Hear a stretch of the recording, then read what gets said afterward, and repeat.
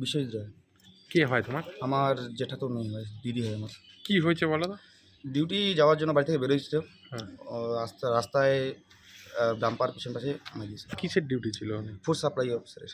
এখন কিসের ডিউটি করেছে? এখন এসআইআর হেয়ারিংয়ের ডিউটি করে ময়নাগুড়ি। কোথায়? ময়নাগুড়ি বিডিও অফিসে ওখানে। তারপর? এখন ওখান থেকে বাড়ি থেকে যখন বেরোয় সকালে মোটামুটি 9:30টার দিকে, আসার সময় 10 দরকা পার করে ওখানে পিছন পাশে আমাদের ডাম্পারকে লাগাই দিয়েছে। কয়জন ছিল? 2 জন ছিল একটা স্কুটিতে। হ্যাঁ। আরেকজন কি? 10তলা হসপিটালে অ্যাডমিট আছে। কি নাম আরেকজনের? নাম পায়েল রয়। ওনার নাম্বার। উনার কিসের ডিউটি? ওনারও সেম ডিউটি ছিল ফুড অফিসে। তোমার হচ্ছে এসআইআর এর ওনার এসআইআর হিয়ারিং। হ্যাঁ।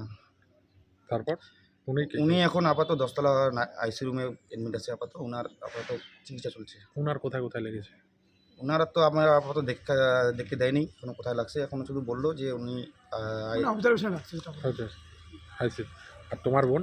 আমার বোন আজকে আর আমাদের কাছে মারা গেছে।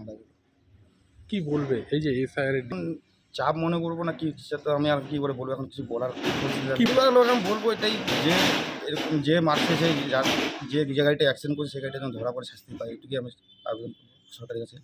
এটা হতো না এত দূর না, যদি আমাদের বাড়ির আশেপাশে কোনো সংস্থানের কাজ দিত তাহলে এই জিনিসটা আমাদের হতো না আজকে। কিসের জন্য হলো?